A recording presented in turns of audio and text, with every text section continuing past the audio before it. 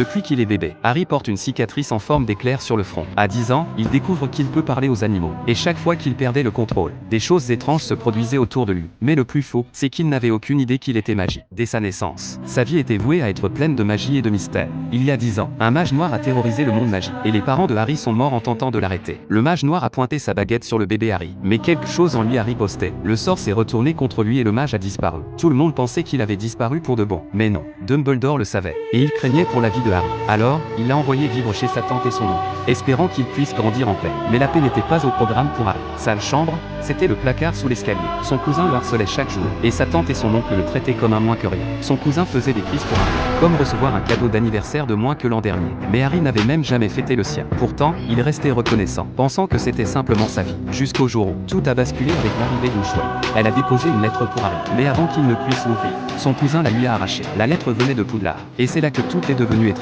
Sa famille ne voulait pas qu'il apprenne l'existence de cette école, et elle a tout fait pour l'en empêcher. Il déchirait les lettres, les brûlait, rien n'y faisait. Très vite, la maison s'est retrouvée bombardée de chouettes. Désespérés, ils ont déménagé sur une île isolée, cherchant un peu de tranquillité. Mais le jour des 11 ans de Harry, les choses ont pris une tournure effrayante. Il se dessinait un gâteau d'anniversaire, comme il le faisait chaque année, quand soudain, on a frappé à la porte.